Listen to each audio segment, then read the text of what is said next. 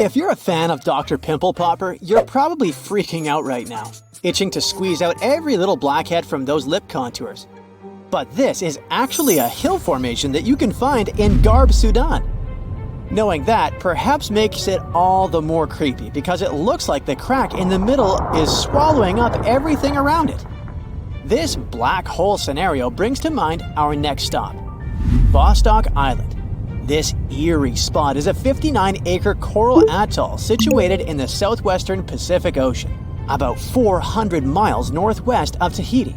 If you check it out on Google Earth today, it looks like it's been totally blacked out, sparking all sorts of wild theories. People keep saying that this place is some top-secret base, or even a fictional island straight out of Lost. But what we see here is actually just a dense, dark green forest made up of Pisonia trees. Since nobody lives there and hardly anyone ever visits, the island is pretty much untouched by humans. This massive star, or mandala, is situated just outside Beatty, Nevada. It has got the internet all puzzled, with people trying to figure out if it's evidence of some kind of extraterrestrial activity. To add to the mystery, this spot is right by the Tonopah Test Range, which is also known as the famous Area 52. Despite its creepiness, it's probably just one of the thousands of crop circles that gained fame after Google Earth came along. This spiral formation right here is also located in Nevada, and it definitely looks like another chilling crop circle. But things get even stranger if you use the Street View option. As you zoom in closer and closer, you'll notice that it's made up of carefully arranged rocks. This labyrinth, so to speak, is part of an open-air museum situated in the ghost town of Rhyolite. And if that's not creepy enough, take a look around and you'll see dozens of eerie men in white cloaks.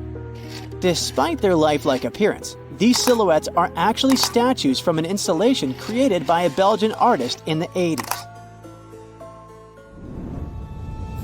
Even stranger than stumbling upon a large circle on the ground is finding a bunch of them. Our next location in Wyoming is filled with peculiar circle structures to the point where it's hard to count them all. During the 20th century, this U.S. state shifted from a farming economy to an industrial one, dominated by the extraction of oil, gas, and coal. So, these circles are likely remnants of a tank farm. I mean, places where oil storage tanks used to be located. If you want to avoid nightmares, I highly recommend not searching for the mausoleum of Emil Becker in Poland. If you happen to find it by using the Street View mode, prepare yourself to face an abandoned place with the most terrifying sculpture there is. Oh, the creeps. Keeping on the spooky side, let's head to an isolated corner of Kazakhstan, where you can find a pentagram etched into the Earth's surface.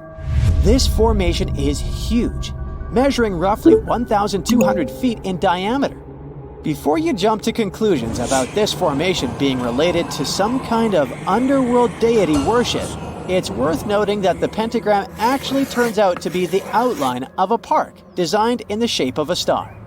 The star shape is marked by roadways, which are now lined with trees, making the star shape even more distinct in aerial photos. You can spot this peculiar symbol from quite a distance. At first glance, it might even resemble an otherworldly alphabet, as if a highly intelligent civilization is trying to send us an alert message.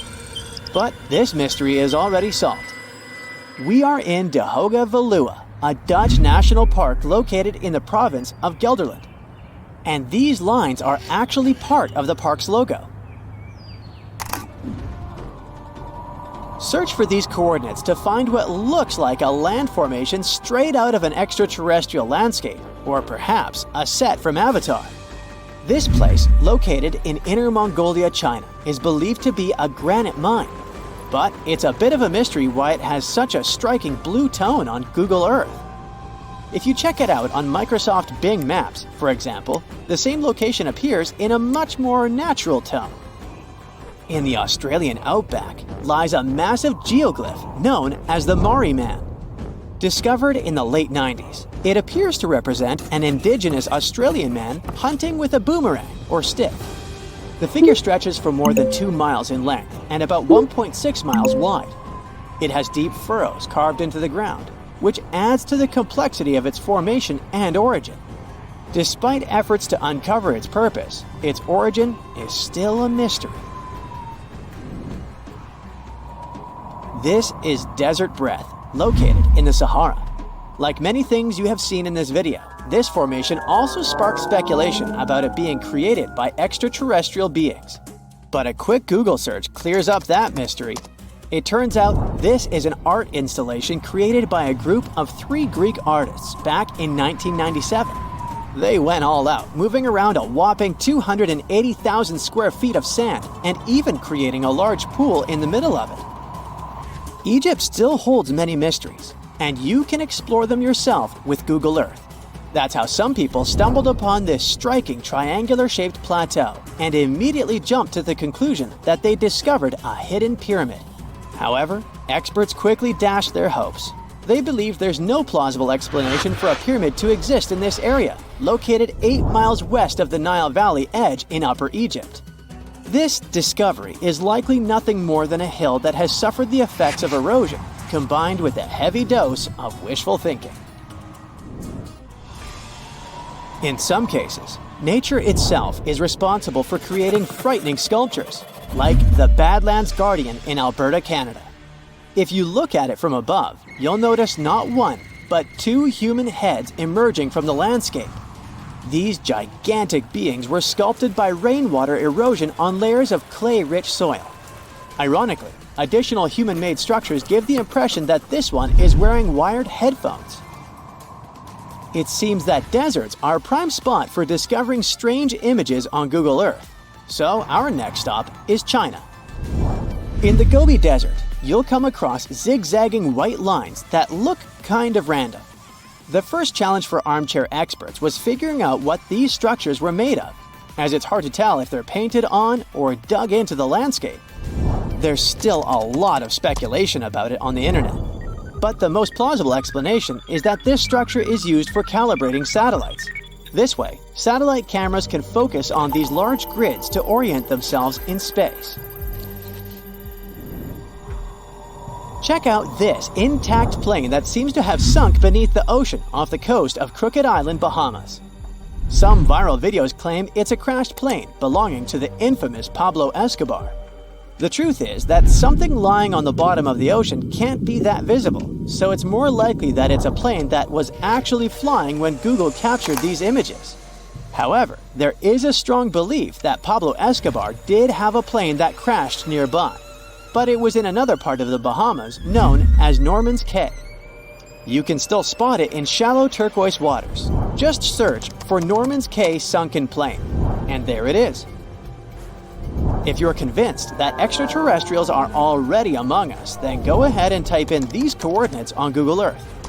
Explore the area using Street View, and wow, what is it? Of course, we're not talking about visitors from other planets, but this shadow of a gigantic creature still gives me the creeps. Turns out, it's just a person lugging around one of those 360-degree Street View cameras tucked away in a trekker backpack. So hey, if you take a good look around Google Earth, you might stumble upon more of these elongated necked beings walking around the globe.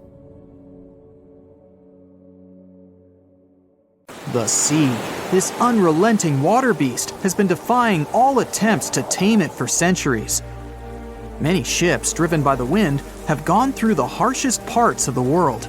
Some have survived the struggle with the sea, and many have come off second best. It's the year 1834. A ship called the Pilgrim is setting a course to sail from California to Boston. The journey will venture around South America and then past Cape Horn of Chile. Richard signs up as a merchant seaman aboard the Pilgrim. This is his first voyage at sea. The crew tells Richard stories of the Drake Passage off Cape Horn, a route that's legendary for its dangers. Countless ships and sailors have disappeared in those waters. Since Cape Horn's discovery in 1526, it's quickly become known to all those that have sailed around it as the ultimate test of any mariner's skill and of any ship's strength. Those that have survived the journey call Cape Horn a sailor's nightmare. Jack the helmsman, a salty veteran, steers the ship towards this most dangerous of all routes. Jack has been aboard the Pilgrim since it was first commissioned in 1825. He's passed by the Horn many times, each time learning a different lesson from the tests provided by the sea. The Pilgrim has been refitted since its past voyage a year ago. Richard values Jack's experience, given that it's his first journey at sea. Jack assures Richard of his confidence in the Pilgrim, even though it's just a small wooden brig with 2 masts. Jack's aware that wooden vessels are gradually becoming outdated, replaced by new steam-powered ships. But Jack prefers the maneuverability of the Pilgrim and would take it over the steel ships any day. Richard is excited to be aboard. There's so much to explore in life as a merchant seaman, but the guy struggles to acquire his sea legs on the boat. Forceful winds make the Pilgrim move faster, providing Richard with a quick introduction to life at sea. At the same time, nothing can prepare him for what is to be experienced at Cape Horn. It's the southernmost point of land before Antarctica. The gap between the icy continent and Cape Horn holds the infamous Drake Passage. Approximately 700 miles between Cape Horn and the Antarctic Peninsula. Strong winds provide an uninterrupted, steadfast journey toward the Horn. But, as Jack tells Richard, the winds are more concentrated at the Drake Passage. They create a funneling effect, becoming stronger and more unpredictable. Richard is unsure of what this might mean for the Pilgrim, but understands that there's no easier route to travel around South America. A few days pass. The Pilgrim sails by the many islands that make up the western coast of Chile. Although the sea has been relatively calm, Richard continues to deal with his lack of sea legs. His movements are still not very graceful. The constant, ever-swaying deck rises and falls, and Richard finds it hard to get used to the motion. Random large waves hit the Pilgrim from every angle. The ship is quickly approaching Cape Horn. Richard looks towards great thunderous black clouds in the distance. "Welcome to the Horn," Jack says, half laughing. A wry smile upon his face soon disappears. The man gets serious, knowing what awaits them all. Stronger winds start blowing the sails as the crew scrambles to hang onto the ropes. Richard desperately sets to adjust the aft sails, adjusting for the constant change in strong southerly winds.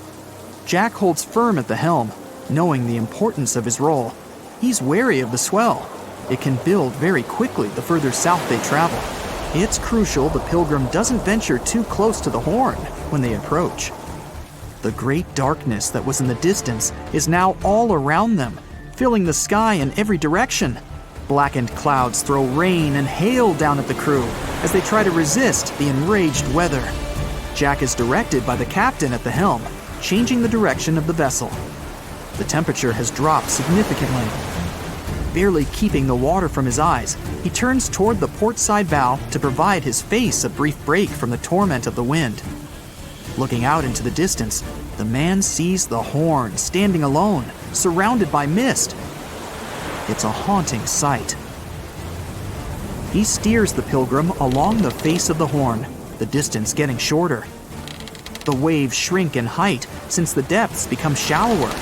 But these waves are much steeper, and their angle can cause more damage to the wooden vessel. Jack's unsure how much of these waves the Pilgrim can take before the hull is breached.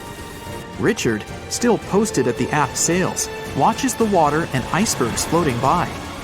He's unsure how large they actually are, since they're mostly hidden underwater. But he knows to alert Jack if any get too close.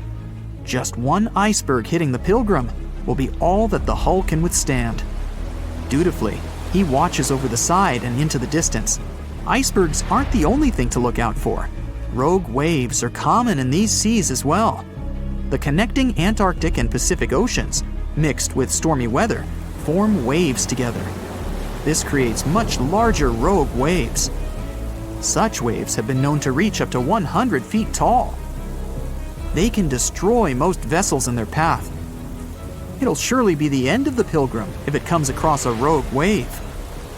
Strong currents adjust the route of the Pilgrim, as though the Horn is trying to lure the ship toward its rocky shallows. Slowly, They are getting pulled closer toward the horn.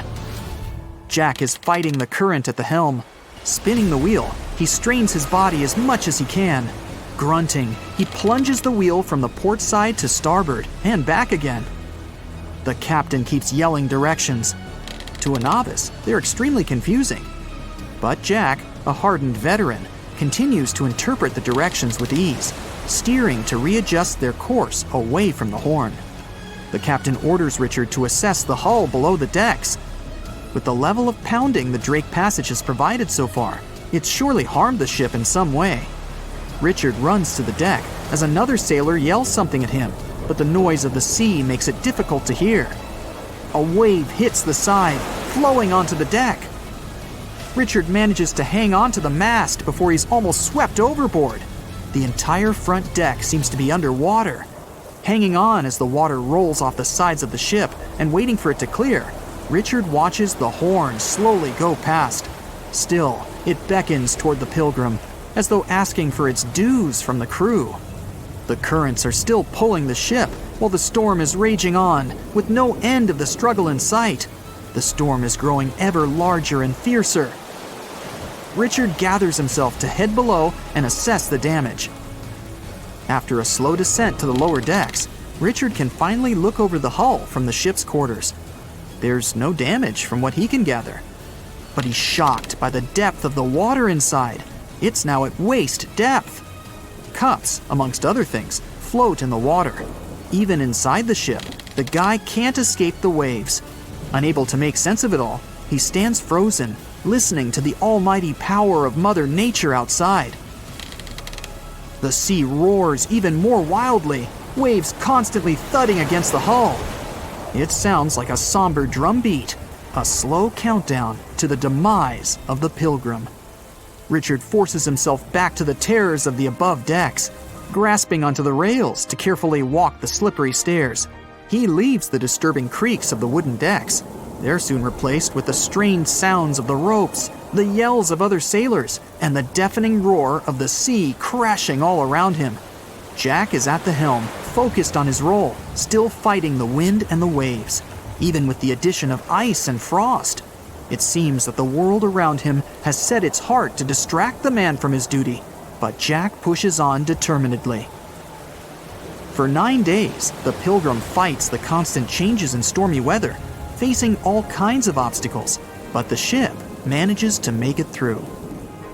As they leave the storm behind, the crew sets their course north for their final destination. The sight of the sun peeking through the dark clouds is the most relieving thing Richard has ever experienced. Unfortunately, Richard lost his rations at some stage during the storm. At sea, if your rations are lost, it's your own bad luck. Luckily, Jack is kind enough to share some of his. Deep under the Indian Ocean, there's a giant patch where gravity doesn't work like on the rest of the planet. I mean, the gravitational pull works constantly, but Earth is not a regular sphere. Its surface is not smooth. It's covered with lumps and bumps like a potato, because our planet is not the same everywhere inside. Some parts are denser than others. Let's say you could pour water across Earth's surface. The shape this water would make is called a geoid, and it's like that because of the differences in materials inside the planet. That's why gravity isn't the same everywhere, and down there in the dark depths of the Indian Ocean, it's weaker than usual. That spot is something we consider a giant gravity hole that stretches more than 1 million square miles in size. It's roughly where the ocean floor sinks down in a giant depression. Scientists used ships and satellites to figure out this mystery. They realized the water level near India was lower because of this weak gravity spot. They're still not sure what made gravity become so weak in that area. But 2 Indian researchers realized everyone was trying to understand this, considering what that area looked like in the present. So they decided to go to the past. They used computers to make models of a virtual Earth and figured out that the answer could lie over 620 miles under the surface. That's where a part of an old ocean sank 30 million years ago, causing a hot melted rock to move around. And this mixture might have made gravity weak in that area. It's a really interesting idea, but it's still not the final answer. In 2018, a team of scientists from India went to the Indian Ocean with special machines to listen to the ground rumbling, similar to when you hear thunder. They found out there were hot streams of melted rock coming up from deep inside Earth. Could they be part of the reason why the gravity is weak there? We'll need more information to understand the issue better, maybe even go back further into the past. For instance, about 140 million years back, the land was all connected as a big piece called Gondwana. But then, India started moving away from it. While India was moving, an old ocean floor called the Tethys Sea sank into Earth's insides. These two scientists from India kept trying to solve the case, using computers to pretend to be going back in time. They checked how the land moved, as well as the mantle, which is basically a thick layer of hot, solid rock. The duo found out that a long time ago, there were hot, light rocks rising from deep inside Earth. These rocks created a spot where gravity was weak. This spot was like a big dent in the ocean floor. The more these rocks rose, the deeper the dent became. The first of these rising rocks popped out around 20 million years ago to the south of the weird gravity dent. As these rocks moved and went under the land, the dent got bigger and stronger. The two scientists think these rocks were pushed up by the sinking old ocean floor, like bubbles. This process disturbed something called the African blob. You gotta see this. Deep inside our planet, there are two very big blobs, like giant pieces of rock, as large as continents. One is under Africa, and the other is under the Pacific Ocean. These blobs have roots that start almost halfway, 1,800 miles, toward the center of Earth. And they're probably the place where columns of hot rock rise up from way down below. When these hot rock columns reach the surface, big volcanic eruptions happen, and we're talking about some really massive ones that might have even played a role in erasing dinosaurs from the face of the Earth a long time ago. So, we don't want these giant blobs to be disturbed. Anyway, not all scientists agree with the theory about why gravity doesn't do its job in this particular spot in the Indian Ocean, saying they need more proof to be sure about these rising rocks. The real answer might come from listening to Earth's rumbling. Plus, who knows if this gravity hole will stay there forever or move away. It depends on how Earth's mass will shift around. To see some changes might take a very, very long time, maybe even hundreds of millions of years. That's not the only region where gravity works in mysterious ways. Or at least, that's what it feels like when you see certain things around the world. Like, what if you saw rocks that don't sink, but can float on water for a very long time? They can even travel around for thousands of miles until they finally find a spot where they sink. Scientists figured out how this worked by using special X-rays to check the insides of these rocks. And these unusual rocks turned out to be very light and full of tiny holes.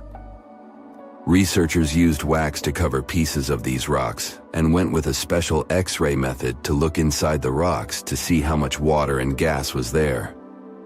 The reason these rocks can float is because of something called surface tension, which is like a very thin, the size of a human hair, layer of air on the water's surface. This helps some animals, like lizards and insects, to really walk on water. And these floating rocks are not just cool because they travel, but also because they can actually help scientists find underwater volcano eruptions. They can also carry living things across oceans since they tend to collect some plants and other things rich in nutrients. So it's basically like a free cruise, until you sink down at some random spot. No iceberg needed. Here you have floating rocks. And in Death Valley in California, there's a strange phenomenon where big rocks move across a dry lake bed and leave trails behind them. People wondered how this was possible for 60 years until the case was solved. Some thought there must be strong winds moving these rocks, or maybe even ice. But scientists found these winds aren't really strong enough to move such big boulders. They placed cameras on cliffs near the rocks, even though they were hard to reach. They did this for 3 winters in a row to study the temperature, rain, and wind in the area. Their idea was that ice might lift the rocks and let the wind push them. To test this properly, they put a rock in a container with water and sand and froze it. When they later pushed the container, the rock moved like it was on ice. This experiment helped prove their theory. And what's interesting is that the rocky area in Death Valley is similar to one of Saturn's moons, Titan. So these weird things on our planet may help us understand other phenomena, even in space. The reverse waterfall in England is an example of a spot with weird gravity too. You can find it not far from Hayfield. It has water that looks more like a fountain than a waterfall, considering it goes up toward the sky. But it turns out gravity doesn't have anything to do here. It's just the wind. It's so strong that when the water falls down, it catches it and pushes it back up. But where does this constantly strong wind come from? You can see a similar thing at Hoover Dam in Nevada, US. Try to climb up the dam, 726.4 feet, and pour some water out of a bottle. Not working? Yep, the water won't flow down as it normally would. It will fly up. You'll have the same result if you throw some light object from the same height. You will get it back. And this happens because of the strong airflow too. So these things seem like gravity is messing up with us, but there's always a logical answer behind that. Hopefully, we'll get one for the gravity hole in the Indian Ocean too. You know, oceans cover around 70% of Earth's surface, and we have only explored 5 to 20% of them.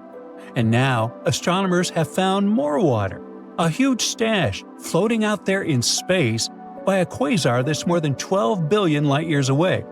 And we aren't talking about just a little puddle. It's a mind-blowing amount of water, about 140 trillion times more than all the water in Earth's oceans combined. It's hanging around a supermassive black hole that's a staggering 20 billion times bigger than our Sun. This black hole is surrounded by a super bright quasar. It gives off as much energy as you get if you gathered 1,000 trillion suns. I can't count that high. Oh, by the way, since light takes time to reach us, we're seeing this quasar as it was when the universe was still very young. Astronomers are sure that the newly discovered water reservoir is the farthest and biggest we have ever found in space. Mark Bradford from NASA's Jet Propulsion Laboratory explains that the environment of this quasar is so unique that it's capable of creating an incredible amount of water. Bradford's team, along with another group of astronomers, has been studying the quasar and the supermassive black hole at its center for quite some time. They've noticed that as the black hole pulls in surrounding matter, it heats up the nearby gas and dust. This process has created a region packed with molecules that have never been observed at such a great distance before. Now, quasars were first spotted around 50 years ago, when telescopes picked up super bright objects way out in space. They're not regular stars. They shine from the centers of distant galaxies and are so powerful they outshine all the stars in their galaxy combined. At the heart of every quasar is a gigantic black hole, which is millions or even billions of times heavier than the Sun. When gas and dust swirl toward the black hole, they heat up and release an insane amount of energy. It makes quasars some of the brightest and most powerful things we've ever seen in space. Looking at quasars is like looking back in time. The light we see from them today has been traveling for billions of years. It gives scientists a peek at what the universe looked like way back in the past. Quasars can help us understand how galaxies formed, how matter spread out, and how the first cosmic structures came together. Some quasars shoot out massive jets of superfast particles. Stretching across space, they can sometimes change entire regions of the universe. But let's get back to that space water, or rather water vapor. When astronomers discovered it, it was floating around the quasar, spread across a huge area hundreds of light years wide. For comparison, just 1 light year is about 6 trillion miles. Even though the gas there is incredibly thin, unlike what we're used to on Earth, it's much warmer and denser than the gas found in most other galaxies, including our own Milky Way. The temperature of this gas is around minus 63 degrees Fahrenheit, and it's about 300 trillion times less dense than Earth's atmosphere. It does sound extreme, even in space terms, it's unusual. Now, water vapor isn't just another molecule. The very fact that it exists near the quasar hints that the area is regularly blasted with radiation. That's what keeps the gas warmer than usual. To add to the mystery, astronomers also found carbon monoxide and other molecules. In other words, there's plenty of raw material floating around. In the future, this gas could help the supermassive black hole grow even bigger, up to 6 times its current size. But that's just one of many potential scenarios. Some of the gas might get pulled into the black hole, some could form new stars, and some might even get flung out into space. Now, finding water vapor in such a distant quasar means that the basic building blocks of the universe have been around for billions of years. Water is crucial for life as we know it, so its presence so long ago hints that the ingredients for life existed much earlier than we might have thought.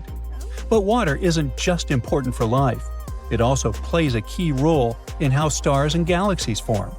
When giant clouds of gas cool down, water helps them collapse, making it easier for new stars to be born. But how did researchers even spot this massive cloud of water? In 2008, Bradford's team started looking for water in space with the help of a special instrument called Z-spec. It was attached to a 33-foot telescope in Hawaii. To double-check their findings, they used another powerful tool, CARMA. That's a group of radio dishes in the mountains of Southern California. At the same time, a different team was searching for water using a telescope in the French Alps. In 2010, the second team found a small hint of water in the distant quasar. It was just one teeny tiny signal. After that, Bradford's group detected more signals. It was all the proof we needed to conclude that an enormous amount of water was actually out there. Now, our floating cloud of water vapor isn't the only place where we've found water beyond Earth. Scientists have recently made a huge discovery. It turns out there are massive reserves of liquid water hidden deep underground on Mars. So, in theory, future astronauts could use this water to support missions or even make Mars a long-term home. But of course, there's a catch. This water isn't sitting in nice, accessible lakes or oceans. It's buried so deep inside Mars that we have no way of reaching it with current technology. Scientists have figured this out by analyzing seismic data from the Mars InSight lander. It picked up some strange seismic activity, and the best way to explain it is by these hidden water reservoirs.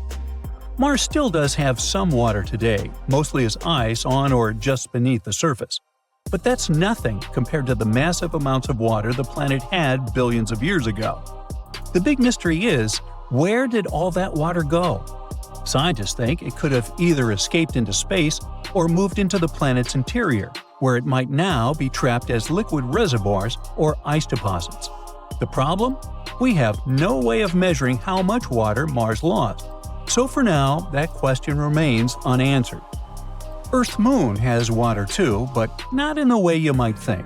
Instead of lakes or rivers, the moon's water is mostly frozen ice, spread out unevenly across the surface. The cold, shadowed poles are especially full of it, since they never get sunlight. A lot of this ice is also mixed in with lunar soil and buried deep underground, making it super tricky to get to. Then there's Enceladus, one of Saturn's moons.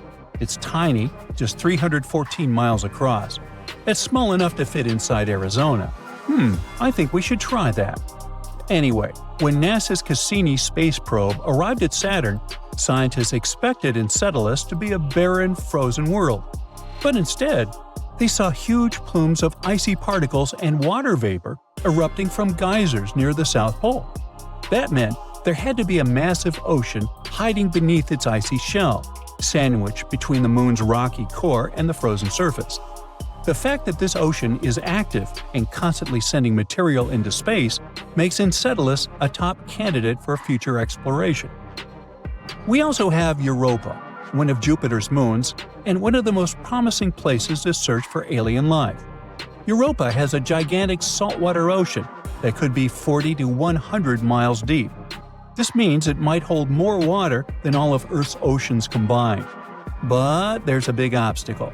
This ocean is hidden under a thick ice shell, which scientists think is 10 to 20 miles deep. Europa's ocean stays liquid because of tidal forces from Jupiter's gravity. The planet's massive pull stretches and squeezes the moon, creating friction, which heats up the interior, stopping the ocean from freezing solid. And the most exciting part is that scientists think water plumes might be erupting from cracks in Europa's ice, shooting ocean water into space. Now, if that's true, we could potentially sample the ocean without having to drill through miles of ice. But there are still a lot of unknowns. How big are Europa's water reservoirs? How quickly do they refreeze? And how does the intense temperature and pressure affect the ice? Scientists are eager to figure this out because Europa's ocean is one of the best bets we have for finding extraterrestrial microbes somewhere in our solar system. Scientists discovered the largest water reservoir in the Oregon Cascades. It's hiding underground, holding more than twice the water volume of Lake Mead. Let me specify. It contains at least 19.4 cubic miles of water, which is almost 162 trillion bottles of water. If you drank one bottle a day, it would take you around 444 billion years to finish your stock. No wonder this underground aquifer discovery is so awesome. The Cascade mountain range, which contains the largest aquifer on Earth, stretches about 700 miles from Northern California to British Columbia. The high Cascades in Oregon have younger volcanic rocks, around 8 million years old. The Western Cascades are much older, 45 million years. They boast deep canyons and valleys. Scientists study the transition zone between these two areas to understand how water moved through volcanic rock and how volcanic processes had evolved over time. In the process, researchers measured rock temperatures at different depths. That's when the underground aquifer discovery happened. Normally, deeper rocks should be hotter because it's closer to the Earth's interior. But, to everyone's surprise, in several areas, the temperature stayed the same even at greater depths. Well, this was a strong clue that water was flowing through the rock and cooling it down. In other words, the Cascades function like a natural water tower, storing and slowly releasing water into rivers and streams. These geological water findings are important for two main reasons. First, it's our potential water source for the future. Such a massive amount of water stored underground could be an important resource. So far, we don't know how long it will remain in its current state and how resilient it's going to be to changes. So, we need more research to properly manage its use. Secondly, it affects volcanic activity. When water seeps deep underground and reaches magma, it instantly turns into steam, creating extreme pressure that can trigger explosive volcanic eruptions. Understanding how much water is stored in volcanic rock could help predict future eruptions and the risks they pose. Now, even though this discovery is exciting, there are still many unanswered questions. Like, how does this water move through the volcanic rock? Or how much of it is actually usable as a water resource? Since this underground reservoir depends on rain and snow, a series of dry years could cause big problems for both water supply and volcanic stability. Researchers are now working to understand the full impact of the Cascades volcanic water reservoir and how to manage it responsibly. But let's look closely at the geological wonder that is the Cascade Range. Picture this, a massive mountain range stretching all the way from Northern California up to British Columbia, cutting right through the middle of Oregon. That's the mountain range we're talking about. In Oregon alone, it's about 260 miles long and up to 90 miles wide, covering 17,000 square miles. Whoa, that's bigger than each of the 9 smallest US states. The coolest thing is that the Oregon part of this mountain range is basically built by volcanoes, and apparently contains at least one volcanic rock water storage. The range itself exists because of something called the Cascadia subduction zone, where the Juan de Fuca tectonic plate, a chunk of Earth's crust under the Pacific Ocean, is slowly getting shoved beneath North America. As it sinks, the intense heat and pressure force water out of the oceanic rock. It lowers the melting point of the surrounding mantle and creates magma. That magma rises up and fuels the Cascade volcanoes. This is part of the Ring of Fire, the giant belt of volcanoes circling the Pacific. So, in a way, the Cascades are part of a much bigger volcanic system that's constantly shifting and changing. The Oregon Cascades are actually made up of 2 completely different zones, the Western Cascades and the High Cascades, and they look nothing alike. The Western Cascades are the older part. They formed around 45 million years ago. These mountains are rugged and deeply carved up by rivers. Some canyons are as deep as 3,700 feet. This part of the range used to be volcanically active, but over time, erosion has taken over, reshaping the land. The High Cascades, on the other hand, are much younger and way less eroded. Around 8 million years ago, the volcanic activity shifted, and new eruptions filled in old canyons, smoothing out the landscape. Eruptions kept piling up fresh lava, and rivers in this region didn't have as much time to create deep valleys like they did in the Western Cascades. That's why if you look at the 2 regions side by side, one looks jagged and carved up, while the other looks smoother and more built up. Some of Oregon's most famous volcanoes are located in the High Cascades. I'm talking about Mount Hood, Mount Jefferson, the Three Sisters, and Crater Lake, which actually formed when Mount Mazama erupted and collapsed in on itself. Unlike smaller volcanoes that pop up, erupt for a bit, and disappear over a few months or years, these giant volcanic centers have been active for thousands of years. And because they've been around for so long, they have way more complex magma systems. They produce everything from basalt, which is a runny, fast-moving lava, to andesite, dacite, and rhyolite. And rhyolite is the type of magma that leads to huge explosive eruptions. So, while some of these volcanoes might just ooze lava, others have the potential for devastating blasts. Another amazing thing about these long-lived volcanoes is that their underground magma chambers stay hot for a really long time. That's why the Cascades are one of the best places to tap into geothermal energy. There's a ton of heat just sitting beneath the surface, waiting to be used. Oh, and don't forget about the Cascades volcanic water reservoir. Who knows how we will use it in the future? Now, we already know that the Cascades are part of the magnificent Ring of Fire, Earth's most explosive zone. Imagine a massive horseshoe-shaped belt wrapping around the Pacific Ocean, stretching for about 25,000 miles. It's one of the most geologically active areas on the planet. This is where Earth's tectonic plates are constantly shifting, colliding, and grinding against each other, creating some of the world's most powerful earthquakes, volcanic eruptions, and deep ocean trenches. The Ring of Fire follows the meeting points of multiple tectonic plates, and they all surround the giant Pacific Plate. These plates aren't just sitting still, they're always on the move, pushing against or sliding beneath each other at their boundaries, known as fault lines. When this happens, you get everything from deep-sea trenches to towering volcanoes and violent earthquakes. One of the most extreme examples of this activity is the Mariana Trench, located east of Guam. At 7 miles deep, it's the deepest ocean trench on Earth. It was formed by a process called subduction, where one tectonic plate is forced beneath another, sinking deep into the Earth's mantle. The Mariana Trench is one of the most mysterious places on Earth.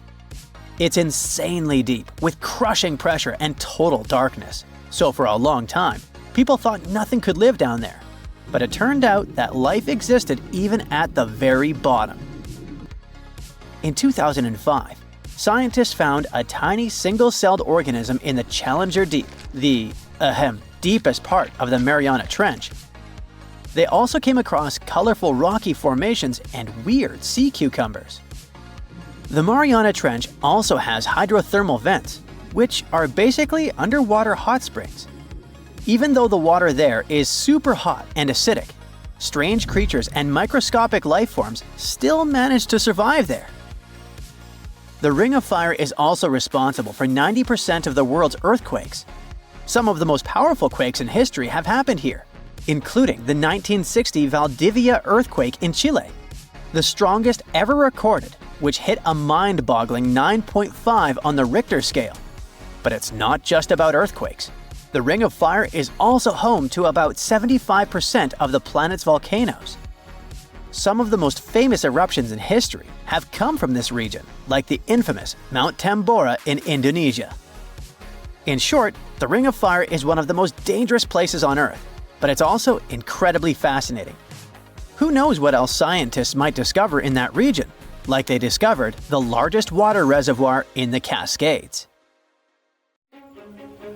Ooh, you're diving into the dark and icy waters of Antarctica. The airy blue darkness is enveloping you, reminiscent of the vast expanse of open space. In these depths, where you least expect to encounter any living creature, you suddenly hear a loud, strange sound. A quacking noise, as if a giant duck was hidden in the deep. In 1960, researchers first recorded this sound and named it bioduck. Clever. For decades, they tried to unravel the mystery of its source. Was it a giant kraken? An extraterrestrial spaceship that had crashed into the ocean? A mysterious sea monster? Or perhaps an enormous duck? There were many versions, one more bizarre than the other. Oceanographers detected similar sounds in other locations as well.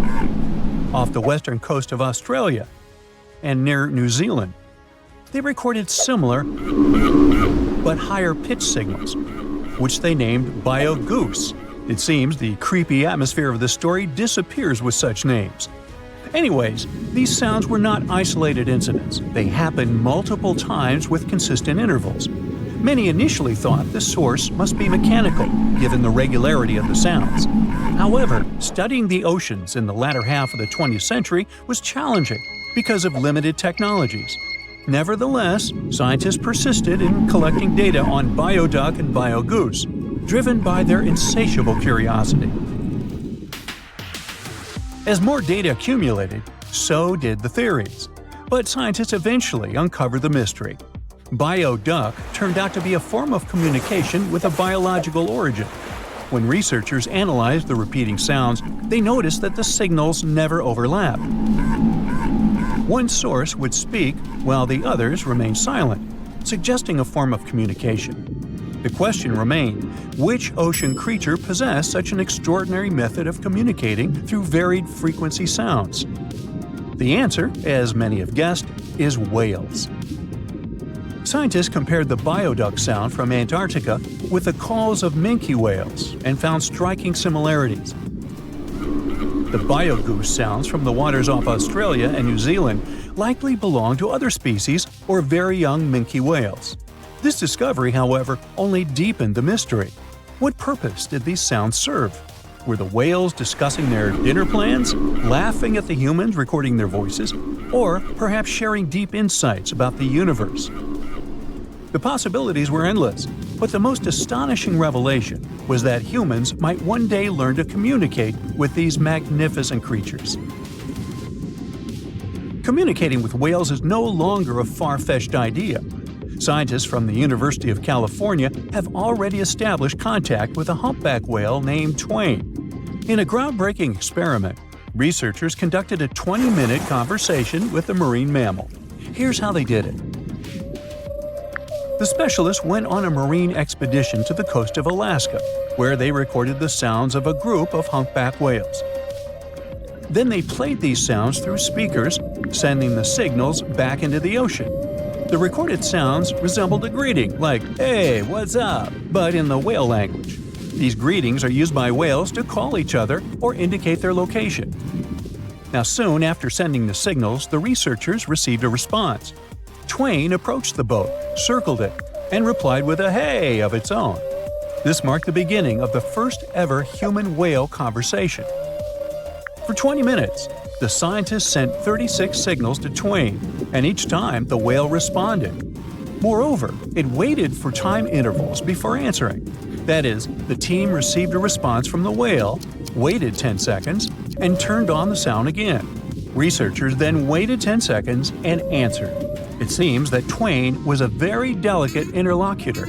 Maybe it was a gentleman in the whale world, who knows?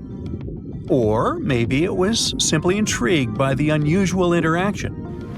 The signals used in this communication belonged to a group of whales that included Twain.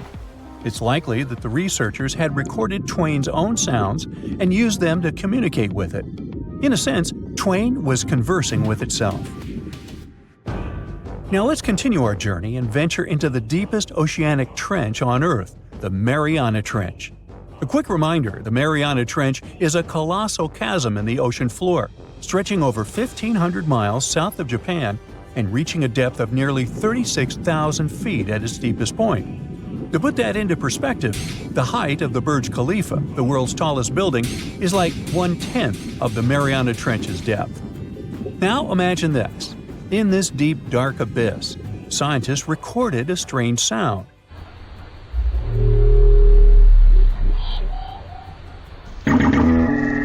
Unlike bioduct, this sound resembled something from a science fiction movie, a low rumble, followed by a metallic ping. Reminiscent of the sounds made by spaceships in sci-fi movies. Researchers named this mysterious phenomenon biotwang noises. Scientists first detected this strange sound in 2014 during an acoustic survey of the Mariana Trench, and they quickly identified its source: whales, specifically Bride's whales. Using artificial intelligence, researchers analyzed around 200,000 hours of audio recordings from the ocean and found matches with a group of Bride's whales. Like other animals, these whales use sounds as a form of communication. Now, did you know what else was found at the bottom of the Mariana Trench? A plastic bottle. It's unlikely it was done by a kraken or a whale or some type of monster. Everything is simpler here.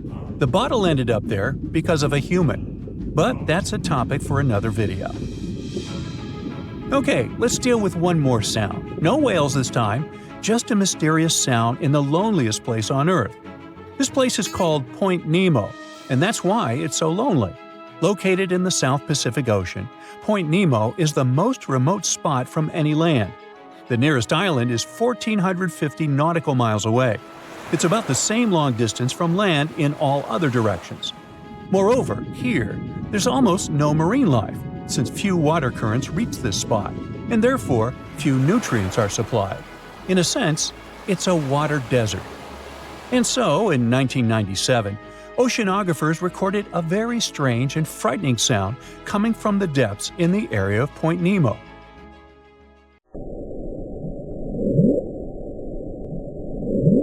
It was something gigantic and scary. People called it the bloop. As soon as journalists found out about this phenomenon, people around the world began to invent the most fantastic versions. The most popular of them was that the sound's source was a giant sea monster, kraken, or some other creature. The hype around the bloop didn't last very long. Scientists managed to find out the nature of the mysterious noise.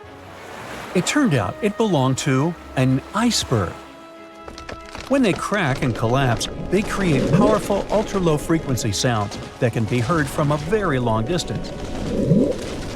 To confirm this version, scientists recorded the sounds of other icebergs and heard something similar to the bloop. Oh, by the way, Point Nemo is so lonely that space agencies drop out-of-service satellites here. Space objects just fall in the water. There's a 99% chance that no animal or human will be harmed by falling debris in this lonely place.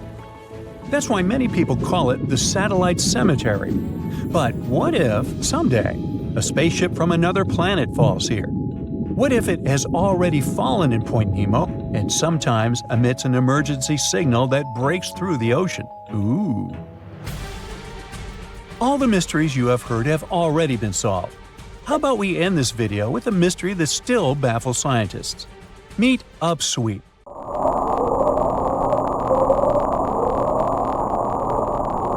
One of the most mysterious sounds ever recorded in the ocean. It's not just noise, it's a series of short ascending tones repeated at intervals of several seconds. It was first discovered in 1991 using hydrophones installed in the Pacific Ocean. At first, oceanographers suggested that upsweep could be associated with volcanic activity or underwater earthquakes. But the seasonal nature of the sound and its intensity change depending on the time of year, which rules out these versions. People began to consider hypotheses related to the biological life of the ocean. They studied the migration routes of marine animals and their behavior at different times of the year. However, despite all efforts, the sound source has not been identified. Some studies suggest that upsweep may be associated with certain species of fish or other marine animals that make sounds for communication or navigation, but no one has been able to prove it. It happened 66 million years ago. Hey, it could have been September. A massive asteroid slammed into Earth, bringing along chaos and devastation. The tragic aftermath of the terrifying collision led to the extinction of dinosaurs. Yes, I'm talking about the Chicxulub asteroid that left a massive crater in Mexico and changed life on Earth forever. And now, it turns out it wasn't the only cosmic rock to hit our planet during that time. Scientists have just confirmed there was another asteroid. This second space rock wasn't as big as Chicxulub, but it still packed a punch. It crashed to the ground off the coast of West Africa, smashing into the ocean and leaving a crater called the Nader crater. And tell you what, it wasn't a small splash. The impact was so powerful, it triggered a whole tsunami. It was more than 2,600 feet high, almost as high as the Burj Khalifa, the tallest man-made structure in the world. But how did we come to the conclusion that there was a second impact? Well, this researcher spotted the Nader crater in 2022. Dr. Nicholson was looking for some high-tech scans of the ocean floor when he noticed a massive 5.5-mile-wide depression under almost 1,000 feet of water. Well, he thought it could be an asteroid impact crater, but at the time, the evidence he had wasn't solid. But now, scientists have confirmed that this is the real deal. A second asteroid did hit Earth during the dinosaur extinction era. Now, let's see how they figured all this out. For one thing, there were those super high-resolution 3D seismic images. They allowed researchers to peel back layers of the ocean floor and get a crystal-clear look at the crater. It was like going from a blurry old ultrasound to the kind of 3D scans where you can see every little feature. Their findings confirm that the crater was left by an asteroid, somewhere between 1,500 to 1,640 feet wide. And it didn't just create a hole in the ground. The impact was so intense that it produced a central peak, formed escalating ridges around the crater, and even left a damage zone that stretched out for thousands of miles. Using those super detailed images, the scientists have managed to reconstruct what happened right after the asteroid hit the surface of our planet. First, it slammed into the ocean, creating an initial bowl-shaped crater. As the shockwave spread, the seabed was shaken so violently that it triggered landslides, and the soft sediment surrounding the crater collapsed inward, creating a noticeable brim. As you already know, the impact also triggered a tsunami, and it was so shockingly powerful that its waves didn't just go outward, they actually turned back towards the crater, leaving huge scars on the ocean floor. And this wasn't just one big wave. No, it was a whole series of them, a train of tsunamis smashing everything in their path. Now, this second asteroid impact is a huge deal for scientists. It's a rare opportunity to study a marine impact crater in such incredible detail. There are only about 20 confirmed marine craters in the world, and none of them have been captured with this level of precision before. Plus, this data allows scientists to test new ideas about how craters form in water. You see, unlike craters on land, marine craters are hidden under layers of sediment, which makes them tricky to study. But with this new 3D imaging, we can look at the crater in all its layers. It's like slicing into a cake to see what's inside. Dr. Nicholson and his team are now dreaming of drilling into the crater and recovering samples from deep below the ocean floor. This would allow them to measure the shock pressure during the impact and figure out what happened in the minutes, hours, and days following the collision. Of course, the Chicxulub asteroid is still the star of the show when it comes to the dinosaurs' extinction. This space traveler was giant, somewhere between 6 and 9 miles wide. It hit Earth at a devastating angle, sending vaporized rock and gas into the atmosphere.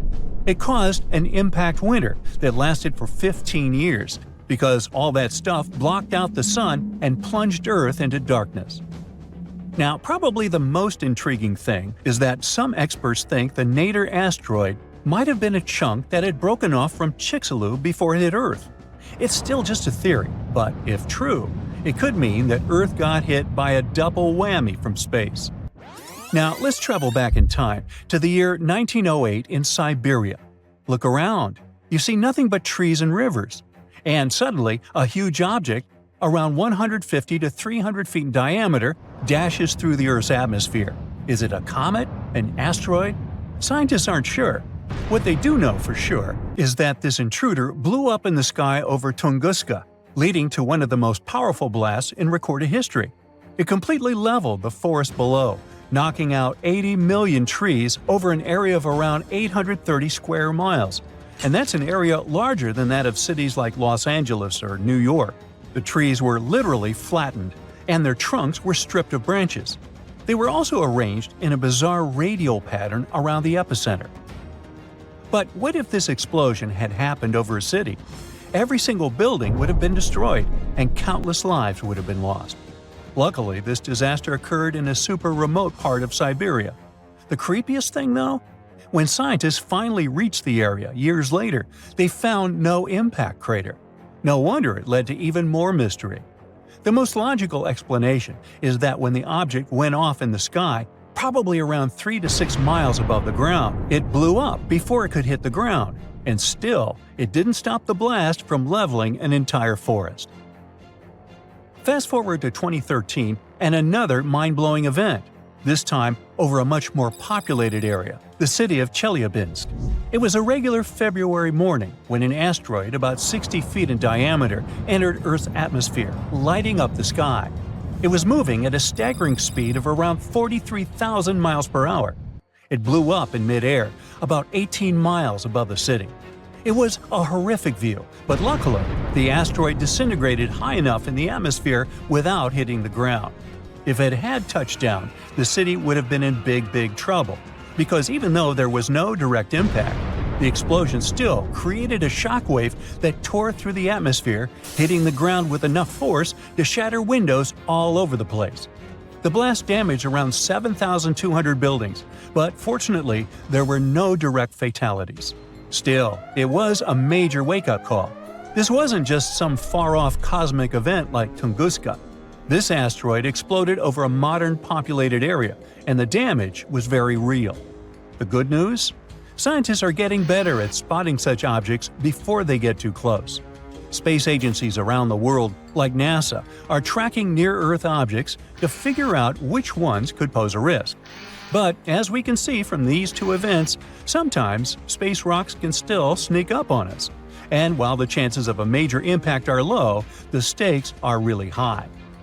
At the moment, there's one asteroid that NASA's keeping an eye on. It's called Bennu, and it's about the same size as the Nader impactor. Bennu is considered one of the most hazardous objects in near-Earth orbit. According to NASA, there's a small chance it could hit the Earth between the years 2178 and 2290, and the biggest risk date is September 24, 2182. But don't freak out just yet. The odds of the impact are only 1 in 2,700. But still, it's a reminder that Earth is always in the cosmic firing line.